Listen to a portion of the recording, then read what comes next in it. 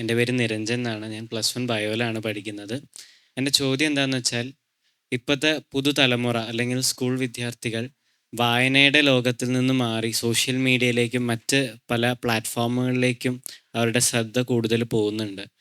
അപ്പോൾ അതിൽ കുട്ടികളെ തിരിച്ച് വായനയുടെ ലോകത്തിലോട്ട് കൊണ്ടുവരാൻ വിദ്യാഭ്യാസ സ്ഥാപനങ്ങൾക്കും അതുപോലെ തന്നെ അധ്യാപകർക്കും എത്രത്തോളം പങ്കുണ്ടെങ്കിൽ അത് ഏതെല്ലാം രീതിയിൽ അവർക്ക് കുട്ടികളെ അതിലോട്ട് ആകർഷിക്കാൻ പറ്റും? അതായത് ഈ മാഷന്മാർക്കും രക്ഷകർത്താക്കൾക്കും ഇപ്പോൾ ഉള്ളൊരു പരിഭവം, ഈ വായന എന്ന് പറയുന്നത് പുസ്തകത്തിൽ തന്നെ വേണമെന്നില്ല. പണ്ട് വായനയില്ല, കാരണം കടലാസില്ലല്ലോ. ഒരുപാട് കാലം ഓർമ്മയിലായിരുന്നു കാര്യം ഉണ്ടായിരുന്നു. പിന്നെ താളിയോലയിലായി, നിങ്ങൾ താളിയോല കണ്ടിട്ടുണ്ടാവും. പിന്നെ അത് കടലാസിലായി, ഇപ്പോൾ അത് കിൻഡിലായി. നിങ്ങൾ കിൻഡിൽ വായിച്ചാലും വായന തന്നെയാണ്. കിൻഡിൽ എന്ന് പറഞ്ഞാൽ അറിയില്ലേ, ആ വായന തന്നെയാണ്. പിന്നെ സോഷ്യൽ മീഡിയയിൽ ഫേസ്ബുക്കിലുള്ള ഒരു പോസ്റ്റ് വായിക്കുന്ന ഒരു ലേഖനം വായിക്കുമ്പോൾ തന്നെയാണ്. അത് നമ്മൾ നിന്ദിക്കേണ്ട ആവശ്യമില്ല, കാരണം മാധ്യമങ്ങൾ മാറും. അപ്പോൾ നമ്മൾ ഇതിപ്പോൾ മരത്തിലാണ് ഒരു ശില്പം ഉണ്ടാക്കുന്നത്, കരിങ്കല്ലിലാണ് വേറെ ഒന്നുണ്ടാക്കുന്നത്, ഒരാൾ ചന്ദന മരത്തിലാണ് ഉണ്ടാക്കുന്നത്, ഒരാൾ സിമെൻറ്റിലാണ് ഉണ്ടാക്കുന്നത്. മാധ്യമത്തിൻ്റെ വ്യത്യാസം ഉണ്ടാവും. പിന്നെ ഈ സ്കൂളുകളിൽ അധ്യാപകർക്ക് അതുപോലെ രക്ഷകർത്താക്കൾക്ക് അയൽക്കാർക്ക് ഒക്കെ വലിയ പങ്ക് ഇതിൽ വഹിക്കാൻ സാധിക്കും. പുസ്തകത്തിൻ്റെ മൂല്യം നിങ്ങൾ കുട്ടികളെ മനസ്സിലാക്കുന്നുണ്ട്. ഇപ്പോൾ ഞാൻ നേരത്തെ പച്ചൻ പറഞ്ഞല്ലോ, ഞാൻ 6 മാസം ലണ്ടനിലായിരുന്നു. അവിടെ എൻ്റെ ചെറിയ മകൻ്റെ ചെറിയ കുട്ടിയുണ്ട്. ആ കുട്ടിക്ക് 8 മാസം പ്രായമായിട്ടേ ഉള്ളൂ. അവളുടെ മൂത്ത പെൺകുട്ടിയുണ്ട്. അവൾ കൊണ്ടുവന്നൊരു പുസ്തകം കാണിച്ചു കൊടുക്കുന്നുണ്ട്. അപ്പോൾ ഞാൻ മൂത്തോട് ചോദിച്ചു, ഇതെന്താ പുസ്തകം? മറ്റേ കുട്ടിക്ക് 8 മാസമാണ്. വലിയ പിച്ചേ, ഇത് ബേബി ബുക്കാ. ഞാൻ ചോദിച്ചു നോക്കട്ടെ. അപ്പോൾ ഈ ചെറിയ കുട്ടിക്ക് 5-6 മാസം പ്രായ കുട്ടിയൊക്കെയുള്ള ബുക്ക് ഉണ്ടെന്താ, അതിലൊന്നും എഴുതിയിട്ടില്ല. അത് ഇങ്ങനെ തുറക്കുമ്പോൾ കുറേ കളറുണ്ട്, കുറേ ചിത്രങ്ങളുണ്ട്. ചില പിന്നെ പറവകളുടെ ചിത്രങ്ങളുണ്ട്, ചില പറവകളുടെ ചിറകൊക്കെ ഉണ്ട് അവിടെ ഒട്ടിച്ച് വെച്ചിരിക്കുക, തൊട്ട് നോക്കാൻ വേണ്ടിയിട്ട്, കാണാനും തൊടാനും ഒക്കെ ആയിട്ട്. പുസ്തകം ഇങ്ങനെ മറിക്കുക, അതൊരു പുസ്തകത്തിൻ്റെ ഒരു സംസ്കാരം ഉണ്ടാക്കുന്നൊരു പണിയാണ്. മനസ്സിലായി? ആ കുട്ടിക്ക് പുസ്തകം അവളുടെ കളിപ്പാട്ടം കൂടി തിരിയാനായിട്ട്, അവൾക്കൊന്നും ഒരക്ഷരം ഉച്ചരിക്കാനായിട്ടില്ല, ഉമ്മ എന്ന് വിളിക്കാനായിട്ടില്ല അവൾ. അപ്പോൾ ഇപ്പം ഞാൻ നിങ്ങളോട് ചോദിക്കാം, നിങ്ങൾ എത്ര പേര് നിങ്ങൾ വീട്ടിൽ എനിക്ക് ജന്മദിന സമ്മാനമായിട്ട് ബർത്ത്ഡേ ഗിഫ്റ്റായിട്ട് പുസ്തകം മതി എന്ന് പറഞ്ഞിട്ടുണ്ട്? പ്ലീസ് പറഞ്ഞൊരു കൈ പൊക്കും, എനിക്ക് ഇന്ന് പുസ്തകം വേണം ജന്മദിന സമ്മാനമായിട്ട്. അല്ല ഒരു കാര്യം, അപ്പോൾ നിങ്ങൾ സുഹൃത്തുക്കൾ തമ്മിൽ സമ്മാനം കൊടുക്കുന്നത്, കാമുകൻ കാമുകിക്ക് സമ്മാനം കൊടുക്കുന്നത്. ഇപ്പോൾ ഇവിടെ ഉദാഹരണം പറഞ്ഞുതരാം. ഇപ്പോൾ ഞാനിവിടെ വന്നപ്പോൾ എനിക്ക് സ്വാഗതം പറഞ്ഞപ്പോൾ ഒരു ചെറിയ പൂക്കൂടെ എനിക്ക് തന്നൂലേ? അല്ലേ? നല്ലതല്ലേ? നല്ലതാണ്. അതൊരു പുസ്തകമായിരുന്നെങ്കിലോ? ഇത് ഞാൻ ഇവിടെ വെച്ചിട്ട് പോകൂലേ? കൂടി വന്നാൽ ഇത് അച്ഛൻ്റെ നിർദ്ദേശപ്രകാരം ആരും എടുത്ത് എൻ്റെ കാറിൽ വെക്കും. കാറിൽ വെച്ചാൽ അവിടുന്ന് എടുത്ത് ഞാൻ അവിടുത്തെ വേസ്റ്റ് ബാസ്കറ്റിൽ ഇട്ടേക്കും. പുസ്തകമാണെങ്കിലോ, അത് മലയാളത്തിലോ ഇംഗ്ലീഷിലോ വേറെ ഭാഷയിലോ ഒരു പുസ്തകമാണെങ്കിൽ അത് എന്നേക്കൊരു ഓർമ്മയാണ്. ഇതുപോലെ നിങ്ങൾ ഒരു സുഹൃത്തിനെ കാണാൻ ചെല്ലുമ്പോൾ നിങ്ങൾ ആപ്പിൾ വാങ്ങിക്കൊണ്ടുപോകും, അല്ലെ മാങ്ങ വാങ്ങിക്കൊണ്ടുപോകും, അല്ലെ കഴിച്ചൊക്കെ കൊണ്ടുപോകും. പുസ്തകം കൊണ്ടുപോകുമോ? പുസ്തകം നമ്മുടെ ലൈഫിലില്ല, ജീവിതത്തിലില്ല. കണ്ടോ? നമുക്ക് വിവാഹ സമ്മാനം, നിങ്ങളുടെ കൂട്ടുകാർ കല്യാണം കഴിക്കുന്നു, അല്ലെ കുടിയിരിക്കുന്നു, അല്ലെ ഒരാൾക്കൊരു വീടുണ്ടാക്കി, അപ്പോൾ അവിടെ അയാൾ പിന്നെ നിങ്ങൾ ഒരു ഫാൻ വാങ്ങിക്കൊടുത്തേക്കും, അല്ലെങ്കിൽ ഒരു TV വാങ്ങിക്കൊടുത്തേക്കും, അല്ലെങ്കിൽ എയർ കണ്ടീഷണർ വാങ്ങിക്കൊടുത്തേക്കും, അല്ലെങ്കിൽ കസേര വാങ്ങിക്കൊടുത്തേക്കും. പക്ഷേ അവിടെ ഒരു ഹോം ലൈബ്രറി വേണം, അവിടേക്കൊരു 5000 ഉറുപ്പിയുടെ പുസ്തകം കൊടുക്കാം. ആലോചിക്കുന്നില്ല? ആലോചിക്കൂ. നിങ്ങളുടെ വീട്ടിൽ അങ്ങനെ കിട്ടിയിട്ടുണ്ടോ? നിങ്ങളങ്ങനെ ആർക്കും കൊടുത്തിട്ടുണ്ടോ? അപ്പോൾ നിങ്ങൾ അച്ഛനോടോ അമ്മയോടോ നിങ്ങൾക്ക് ഇന്ന ഡ്രസ്സ് വേണം, ഇന്ന വാച്ച് വേണം, ഇന്ന പിന്നെ മൊബൈൽ ഫോൺ വേണം, ബൈക്ക് വേണം, ഷൂസ് വേണം, മറ്റേ ഷൂസ് വേണം എന്നൊക്കെ പറയും. എനിക്ക് ഷേക്സ്പിയർ കംപ്ലീറ്റ് വർസ് വേണം, അല്ലെങ്കിൽ ബഷീറിൻ്റെ സമ്പൂർണ്ണ സമാഹാരം വേണം, അല്ലെ MTയുടെ കഥകൾ വേണം, അല്ലെ OV വിജയൻ്റെ ഖസാക്കിൻ്റെ ഇതിഹാസം വേണം. ഉണ്ടോ? അത് നിങ്ങൾ ആഹാരം, ശരിയായ ആഹാരം എന്താണ്? പുസ്തകമാണ് ആഹാരം. കേട്ടോ? അത് ദഹിച്ചാൽ അവിടെ കിടക്കും. മറ്റതൊക്കെ ഇവിടുന്ന് ഇവിടം വരെ ഒന്ന്, പിന്നെ ഒരു 24 മണിക്കൂർ കൊണ്ട് എല്ലാ പണിയും തീർന്നു പോകും. മറ്റു കഴിച്ചതിൻ്റെ ഒക്കെ കുറച്ച് ചോരയാവും. മറ്റതങ്ങനെയല്ല. മറ്റത് നിങ്ങൾക്ക് എന്നേക്കുള്ളൊരു സുഹൃത്താണ്. നിങ്ങളെ പറ്റിക്കാത്ത, നിങ്ങളെപ്പറ്റി പരിദോഷം പറയാത്ത, നിങ്ങളുടെ അസൂയ കാണിക്കാത്ത നിത്യനിതാന്ത സൗഹൃദമാണ് ഒരു പുസ്തകം എന്ന് പറയുന്നത്. അങ്ങനെ പുസ്തകത്തിൻ്റെ ഒരു സംസ്കാരം ഉള്ളപ്പോഴാണ്. ഇപ്പോൾ ഞാൻ പല വട്ടം യൂറോപ്പിലെ പല ഭാഗത്ത് യാത്ര ചെയ്തിട്ടുണ്ട്. ആദ്യകാലത്തൊക്കെ പോകുമ്പോൾ അവിടുത്തെ ട്രെയിനിലും ബസ്സിലൊക്കെ എല്ലാ ആളുകളും പുസ്തകം വായിക്കുകയായിരിക്കും. ഇവിടെ ഇപ്പോൾ പുസ്തകം വായിക്കുന്ന ഒരാൾ ഒരു അപൂർവ കാഴ്ചയാണ്. ഞാൻ ചെറുപ്പത്തിൽ അങ്ങനെ ആയതുകൊണ്ട് എന്നോട് ബസ്സിൽ നിന്നൊക്കെ എല്ലാവരും പറയും കണ്ണ് ഇവിടെ കായി പോകും. ഞാൻ പറഞ്ഞു കണ്ണുകൊണ്ട് എന്താ ആവശ്യം, ഇത് വായിക്കാൻ പറ്റിയില്ലെങ്കിൽ. ബസ്സിലോ ട്രെയിനിലോ കപ്പലിലോ വിമാനത്തിലോ ഒക്കെ ആൾ വായിക്കും. ഇപ്പോൾ അവിടെയും ഞാൻ കാണുന്നത് ഇപ്പോൾ അങ്ങനെ ഒരു ഒരു ഒരു 25 ഒരാളൊരു പുസ്തകം വായിക്കണം, അല്ലാത്തൊരു. പക്ഷെ അവരിത് വായിക്കുക ചെയ്യുന്നത്. ഈ നമ്മൾ റീല് ഒരു മിനിറ്റോ 2 മിനിറ്റോ റീല് കാണുക, അല്ലെങ്കിൽ ഇങ്ങനെ ട്രോള് കാണുക, അല്ലേ? അപ്പോൾ ഇതൊന്നും തീരെ വേണ്ടാന്ന്. ഇതൊക്കെ ഭയങ്കര അഡിക്ഷൻ ആയിരിക്കുകയാണ്. ഇപ്പോൾ നിങ്ങൾ എത്ര മണിക്കൂർ ഉപയോഗിക്കുന്നുണ്ട് മൊബൈൽ ഒരു ദിവസം? അല്ല, എനിക്ക് അഡിക്ഷൻ വരുന്നുണ്ടോയെന്ന് എനിക്ക് പേടിയുണ്ട് കേട്ടോ. എൻ്റെ ചെറിയ മകനോട് ചോദിച്ചു. അപ്പോൾ അവൻ പറഞ്ഞു 6 മണിക്കൂർ ഉണ്ടെങ്കിൽ അഡിക്ഷൻ എന്നാണ് എൻ്റെ അർത്ഥം. അപ്പോൾ അവൻ ഒരു ദിവസം നോക്കുമ്പോൾ ഞാൻ 8 മണിക്കൂർ മൊബൈൽ ഉപയോഗിച്ചിട്ട് അത് നോക്കിയാൽ കാണില്ല. അപ്പോൾ പത്രം വായിക്കുക, വീക്കിലി വായിക്കുക, പുസ്തകം വായിക്കുക, ഇതൊക്കെ അധ്യാപകർക്ക്. ഇപ്പോൾ ഞങ്ങളൊക്കെ വായനക്കാരായത് ഞങ്ങളുടെ ഗുരുനാഥന്മാരെ കൊണ്ടാണ്. ക്ലാസ്സിൽ വന്ന് ഇത് പറയും, അതിൻ്റെ ഭംഗി പറഞ്ഞ് മനസ്സിലാക്കി തരും. അങ്ങനെ അപ്പം അതുകൊണ്ട് രക്ഷകർത്താക്കളും അധ്യാപകരും കൂട്ടുകാരും, പിന്നെ അങ്ങനത്തെ കൂട്ടുകാർ വേണം. അതൊരു കാര്യമാണ്. പുസ്തകമൊക്കെ വായിച്ചാൽ ചർച്ച ചെയ്യണം. അപ്പോൾ നമ്മൾ തകഴിയുടെ ഒരു നോവൽ വായിച്ചു. അദ്ദേഹത്തിൻ്റെ ഏറ്റവും പ്രസിദ്ധമായ കൃതി എന്ന് പറഞ്ഞാൽ ചെമ്മീനാണ്. അനവധി ഭാഷകളിലേക്ക് പരിഭാഷ പോയി. ഇപ്പോൾ റഷ്യൻ ഭാഷയിലും ചെക്കോസ്ലോവാക്യൻ ഭാഷയിലും ജാപ്പനീസ് ഭാഷയിലൊക്കെ പരിഭാഷ ഉണ്ട്. അറബിയിൽ പരിഭാഷ ഉണ്ടായിന്. അതിൻ്റെ സിനിമ ചെമ്മീൻ 1965 വന്ന് നിങ്ങൾ കണ്ടിട്ടുണ്ട്. ഞാൻ 5 വട്ടം കണ്ട സിനിമയത്. ഞാൻ പറയുന്നത് ഇതൊക്കെ ചർച്ച ചെയ്യണം കൂട്ടുകാരോടും അയൽക്കാരോടും ഒക്കെ. അപ്പോൾ അങ്ങനെ ഒരു അറ്റ്മോസ്ഫിയർ വേണം കേട്ടോ. ശരി. നമസ്കാരം സർ, എൻ്റെ പേര് ആഞ്ചലീന. ഞാൻ +1 കമ്പ്യൂട്ടർ സയൻസിലെ സ്റ്റുഡൻ്റ് ആണ്. അപ്പോൾ എൻ്റെ ചോദ്യം എന്താണെന്ന് വെച്ചാൽ, സാറിൻ്റെ തന്നെ ഒരു പുസ്തകമാണ് ബഷീറിൻ്റെ പൂങ്കാവനം എന്നത്. അപ്പോൾ സാറിൻ്റെ ഒരു സുഹൃത്ത് എന്ന നിലയിലോ അതൊരു ഗുരുനാഥൻ എന്ന നിലയിലോ സാറിന് എങ്ങനെയാണ് മറ്റു എഴുത്തുകാരിൽ നിന്നും വ്യത്യസ്തമായ ബഷീറിനെ കുറിച്ചൊരു പുസ്തകം എഴുതാൻ പ്രചോദനമായത്? അല്ല, ഞാൻ അടുത്ത് പരിചയിച്ച ഏറ്റവും മഹാനായ മനുഷ്യനാണ് ബഷീർ. കാരണം ഞാൻ അനുഭവിച്ചത് മറ്റാളുകൾക്ക് എത്തിക്കേണ്ട ഒരു ഉത്തരവാദിത്തം എനിക്കുണ്ടെന്ന്. കാരണം ഇപ്പോൾ നമ്മുടെ നാട്ടിൽ പടരുന്ന എന്താ? വെറുപ്പാണ് ഉൽപ്പാദിപ്പിക്കുന്നത്. രാഷ്ട്രീയത്തിൻ്റെ പേരിലും മതത്തിൻ്റെ പേരിലും ജാതിയുടെ പേരിലും എപ്പോഴും വെറുപ്പാണ് ഉൽപ്പാദിപ്പിക്കുന്നത്. ഈ വെറുപ്പ് ഉൽപ്പാദിപ്പിക്കുന്നതിനെതിരായിട്ടുള്ള ഒരു സാധനത്തിൻ്റെ പേരാണ് സാഹിത്യം. മറ്റേമാതിരി സാഹിത്യം ഉപയോഗിക്കാം. യഥാർത്ഥ സാഹിത്യം എന്ന് പറഞ്ഞാൽ അങ്ങനെയാണ്. അപ്പോൾ അതിൽ ഞാൻ വിചാരിച്ചതെന്ന് വെച്ചാൽ, ഞാൻ MA പഠിക്കുമ്പോൾ ഞങ്ങൾക്ക് ഒന്ന് ഡിസർട്ടേഷൻ എഴുതണം, ഒരു പ്രബന്ധം എഴുതണം. അപ്പോൾ ഞാൻ ബഷീറിൻ്റെ നോവലുകൾ എന്നുള്ള വിഷയം തിരഞ്ഞെടുത്ത് അത് എഴുതി. അങ്ങനെ ഞാൻ ആദ്യം എഴുതിയ പുസ്തകം അത് അച്ചടിച്ച് വന്ന് 48 കൊല്ലം കഴിഞ്ഞിട്ടാണ് പുസ്തകമായിട്ട് വന്നത്. അങ്ങനെ ഞാൻ 70 ബഷീറിനെ കണ്ടു. ഞാൻ ഒരു ഉദാഹരണം അഞ്ജലിനൊക്കെ പറഞ്ഞുതരാം. ഞാൻ 7ാം ക്ലാസ് പഠിക്കുമ്പോൾ അന്ന് ഞങ്ങളുടെ നാട്ടിൽ ലൈബ്രറി ഒന്നുമില്ല. ഉള്ള ലൈബ്രറിയിൽ 10-30 പുസ്തകമേ ഉള്ളൂ. എൻ്റെ വീട്ടിൽ പുസ്തകമൊന്നുമില്ല. അവിടെ അങ്ങനെ ഈ അറബി മലയാളമൊക്കെ ഉള്ളൂ. അപ്പോൾ എനിക്കാണ് വായിക്കാൻ ഭയങ്കര ഭ്രമമാണ്.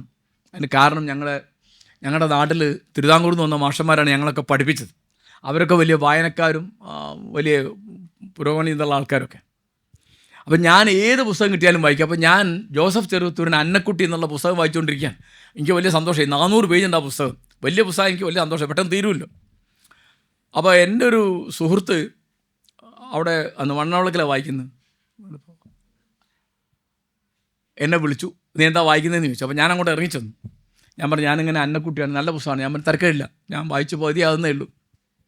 അപ്പോൾ അവൻ്റെ പുസ്തകം കണ്ടു. ഞാൻ ചോദിച്ചു എന്താ പുസ്തകം? ഇത് എൻ്റെ ഉപ്പുപ്പാക്ക് ഒരു ആനയുണ്ടായിരുന്നു. അങ്ങനെ പുസ്തകം ആരെഴുതിയത്? വൈക്കം മുഹമ്മദ് ബഷീർ. അപ്പോൾ ഞാൻ കേട്ടില്ല, ബഷീറൊന്നും കേട്ടില്ല, ഇതും കേട്ടില്ല. അപ്പോൾ ഞാൻ പറഞ്ഞു അതിൻ്റെ പേര് തിരക്കില്ലല്ലോ, നീ അത് എനിക്ക് കൊണ്ട്. അപ്പോൾ പറഞ്ഞു ഞാൻ തരില്ല, ഞാൻ വായിച്ചിട്ട് തരാമെന്നാണ്. അപ്പോൾ ഞാൻ പറഞ്ഞു നീ ഇപ്പോൾ ഇന്ന് വായിക്കില്ല, എന്നങ്ങോട്ട് കൊണ്ടേ ഞാൻ രാവിലെ നിനക്ക് തരാമെന്ന്. നീ ഇന്ന് വായിക്കാം, അന്ന് വായിക്കുന്നതാണ്. അങ്ങനെ ഞാൻ കൊണ്ടുവന്നൊരു 10 മണിക്കാണ്. ഞാൻ വായിച്ച് തീർത്തിട്ടേ കിടന്നുള്ളൂ. രാവിലെ അവൻ കുളിക്കാൻ പോകുന്നു, ഞങ്ങൾ മുന്നിലൂടെ പോവാ.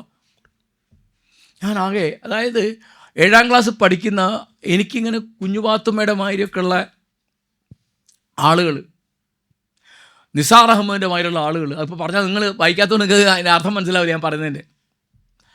അപ്പോൾ അന്നേ, അതായത് എനിക്കൊരു 14 വയസ്സുള്ളപ്പോഴേ എനിക്ക് ബഷീറിൻ്റെ ഒരു ഭ്രമമുണ്ട് എനിക്ക്. പിന്നെ BA ഫസ്റ്റ് ഇയർ പഠിക്കുമ്പോൾ 70 ഞാൻ ബഷീറിനെ പോയി കണ്ടു. അങ്ങനെ പിന്നെ പരിചയമായി. പിന്നെ ഞാൻ ഒരിക്കലും അദ്ദേഹത്തിന് ഒരു കത്തയച്ചു, എനിക്ക് നിങ്ങളെ വന്ന് കാണുന്നുണ്ട്, എപ്പോഴാണ് വരുന്നത്, നല്ല സൗകര്യം എന്ന് ചോദിച്ചിട്ട് മറുപടി അയക്കണമെന്നുണ്ട്. അപ്പോൾ അദ്ദേഹം അന്നൊക്കെ എല്ലാ കത്തിനും കൃത്യമായിട്ട് മറുപടി അയക്കും. അത് ഗാന്ധിയൻ സമ്പ്രദായത്തൊക്കെ കത്തിന് അന്നന്ന് മറുപടി അയക്കാം. ബഷീർ ഒരു ഗാന്ധി ശിഷ്യനാണ് കേട്ടോ. അപ്പോൾ അതേ എനിക്ക് അയച്ച മറുപടി, നിങ്ങൾക്ക് എപ്പോൾ വേണമെങ്കിലും ഈ വീട്ടിൽ എന്ന് വേണമെങ്കിലും വരാം എന്നാണ് മറുപടി. ഞാൻ പിന്നെ സ്ഥിരമായിട്ട് അവിടെ പോകാൻ തുടങ്ങി. പിന്നെ ഞാൻ അദ്ദേഹത്തെ പറ്റി ബഷീറിനെ പറ്റി ഏറ്റവും അധികം എഴുതിയ ആൾ ഞാനായിരിക്കും. അത് ഇൻ്റർവ്യൂ ആയിട്ടാണെങ്കിലും ലേഖനമായിട്ടാണെങ്കിലും പഠനമായിട്ടാണെങ്കിലും പരിഹാസമായിട്ടാണെങ്കിലും ഒക്കെ. അപ്പോൾ അതിൻ്റെ അതിന് തിരഞ്ഞെടുത്തൊരു കലക്ഷനാണ് നിങ്ങൾ കാണുന്ന ഈ പൂങ്കാവനം പുസ്തകം. അപ്പം ഞാൻ ജീവിതത്തിൽ ചെയ്ത പ്രധാനപ്പെട്ട പണികളൊന്ന് ബഷീറിനെ പറ്റി എഴുതുകയും പ്രസംഗിക്കുകയും ചെയ്യാണ്. റൈറ്റ്. അപ്പോൾ പിന്നെ അതിൽ ചിലത് പുസ്തകമായിരുന്നല്ലോ. അത് കുട്ടിക്കാലത്ത് എൻ്റെ കൂടെയുള്ളൊരു എഴുത്തുകാരനാണ് ബഷീർ. അതുപോലെ എൻ്റെ കൂടെയുള്ളൊരു എഴുത്തുകാരനാണ് കുട്ടികൃഷ്ണമാരാർ. നിങ്ങൾ പഠിക്കാനുണ്ടോ ഭാരതപര്യടനത്തിൽ ഏതെങ്കിലും ഭാഗം? ഏത് അധ്യായം പഠിക്കാനുള്ളത്? യുദ്ധത്തിൻ്റെ ഭരണം. യുദ്ധത്തിൻ്റെ ഭരണം, ഒന്നാം തരം അല്ലേ. അപ്പോൾ ഞാൻ 2 അഭിവാദനങ്ങൾ എന്നൊരു പാഠം എനിക്ക് പഠിക്കാണ്ടായിരുന്നു 10ാം ക്ലാസ്സിൽ. അത് വായിച്ചോട് ഞാൻ ആകെ മാറിപ്പോയി. പിന്നെ ഞാൻ എത്രയോ കാലം മാരാരന്ന് ബോധംഗതി ഇല്ലാതെ ആയിപ്പോൾ, ഓർമ്മയൊക്കെ നശിച്ചു പോയിട്ട് അങ്ങനെ. അപ്പോൾ അതുകൊണ്ട് ഇതെൻ്റെ ഒരു ജീവിത ദൗത്യമായിട്ട് തന്നെ ഉള്ളൊരു സംഗതിയാണ്. അത്രയേ ഉള്ളൂ. സർ നമസ്കാരം, എൻ്റെ പേര് ഇനയ. ഞാൻ +1 ബയോയിലാണ് പഠിക്കുന്നത്. സർ, ബഷീറിനെ പോലെ തന്നെ ധാരാളം സാമൂഹിക പ്രശ്നങ്ങൾ സാറിൻ്റെ കൃതികളിലൂടെ വിമർശിക്കാറുണ്ട്. താങ്കൾക്ക് എങ്ങനെയാണ് ഈ സാമൂഹിക പ്രശ്നങ്ങൾ താങ്കളുടെ കൃതിയിലൂടെ പരാമർശിക്കാൻ കഴിയുന്നത്? അത് സമൂഹത്തിൽ വലിയൊരു മാറ്റം ഉണ്ടാക്കുന്നുണ്ടെന്ന് താങ്കൾ വിശ്വസിക്കുന്നുണ്ടോ? ഞാൻ എഴുതുന്നത് ലേഖനങ്ങളാണ് പ്രധാനമായിട്ടും. ഞാൻ പണ്ട് കഥയൊക്കെ എഴുതുന്നില്ല.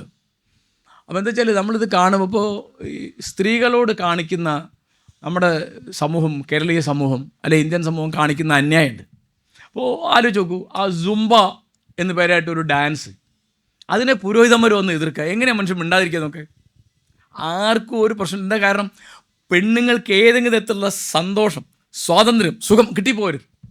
പെണ്ണുങ്ങൾക്കെതിരാ ഈ സാമാന്യമായി മതങ്ങളൊക്കെ പുരുഷന്മാർക്ക് വേണ്ടി സൃഷ്ടിച്ച് പുരുഷന്മാർക്ക് വേണ്ടി കൊണ്ടു നടക്കുന്ന ഏർപ്പാടാണിതൊക്കെ. മിക്ക മതാചാരങ്ങൾ നോക്കിയാൽ കാണാം ഒക്കെ സ്ത്രീവിരുദ്ധമാണ്. സതിയെപ്പറ്റി ഞാൻ പറഞ്ഞു.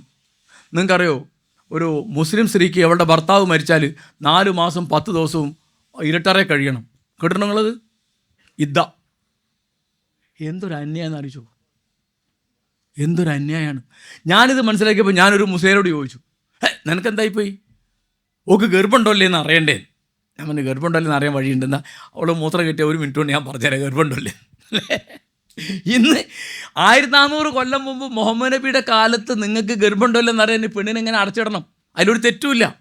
കാരണം ഭർത്താവ് മരിച്ചു, ഇനി അവൾക്ക് ഗർഭമുണ്ടല്ലോ എന്നറിയാൻ ഇന്നിപ്പോൾ ലാബിൽ മൂത്രം കൊടുത്ത 1 മിനിറ്റ് കൊണ്ട് കിട്ടും അല്ലേ? ഈ കാലം വരുത് ഈ പഹയവർ അറിഞ്ഞിട്ടില്ല. മനസ്സിലായോ? അങ്ങനെ അനവധി കാര്യങ്ങൾ. പെണ്ണുങ്ങൾ എഴുത്ത് പഠിക്കാൻ പാടില്ല, പെണ്ണുങ്ങളെ പുനർവിവാഹം നടത്താൻ പാടില്ല. ഇന്ത്യയിലെ പ്രധാനപ്പെട്ട ഒരു കാര്യമാണ്. വിധവയെ കണി കാണാൻ പാടില്ല ഹിന്ദു പാരമ്പര്യത്തിൽ. കണ്ടോ? ഇപ്പോൾ ക്രിസ്ത്യൻ പാരമ്പര്യത്തിൽ അപ്പൻ എത്ര വലിയ സ്വത്തുണ്ടെങ്കിലും വിവാഹിതയായ മകൾക്ക് 5000 ഉറുപ്പ്യയിൽ കൂടുതൽ കിട്ടില്ല. മേരി റോയ് കേസ് കൊടുക്കുകയാണ്. കേസ് കൊടുത്ത് 25 കൊല്ലം കേസ് നടത്തി സുപ്രീം കോടതി അവർ ജയിച്ചു. അവർ മരിച്ചു പോയിപ്പോൾ. ഇപ്പോഴും നമ്മുടെ നാട്ടിൽ ക്രിസ്ത്യൻ പാരമ്പര്യത്തിൽ പെൺകുട്ടികൾക്ക് തുല്യമായ അനന്തരാവകാശം കിട്ടുന്നില്ല. ഇപ്പോൾ എന്താ ചെയ്യുന്നതെന്നറിയോ? കേസിന് പോകണ്ടെന്ന് വെച്ചിട്ട് ഈ പെങ്ങളോട് ഇത് എഴുതി മേടിക്കും, പരാതി ഒന്നുമില്ല. മുസ്ലിം പാരമ്പര്യത്തിൽ അതുമില്ല. എന്താ കാരണം? മുസ്ലിം പാരമ്പര്യത്തിൽ ബാപ്പ മരിച്ചാൽ മകന് കിട്ടുന്നതിൻ്റെ പകുതിയെ മകൾക്ക് കിട്ടുള്ളൂ. അറിയോ നമുക്കത്? ഇപ്പോൾ ഒരു മുസ്ലിം പിതാവ് മരിച്ചു, അയാൾക്ക് മക്കൾക്ക് ഓഹരി വെക്കാനുള്ള സ്വത്ത് 150 ഉറുപ്പ്യെന്ന് വിചാരിക്കുക. അയാൾക്ക് ഒരു മകളും ഒരു മകനുമാണ്. അപ്പോൾ എളുപ്പമുണ്ടല്ലേ, 75 ഓഹരി വെച്ചാൽ മതി ഇല്ലേ? അങ്ങനെയല്ല ഓഹരി എങ്ങനെയാണ്? മകന് 100ഉം മകൾക്ക് 50ഉം. നല്ല കച്ചവടമല്ലേ? ഇതൊക്കെ കണ്ട് ഞാൻ ഉണ്ടായിരിക്കൂല. മനസ്സിലായോ? നിങ്ങൾ എന്തുവേണം ചെയ്യാം. അപ്പോൾ ഇത് ഈ കേട്ടോ, മുഹമ്മദ് നബി പറഞ്ഞ ഒരു പ്രധാനപ്പെട്ട കാര്യം,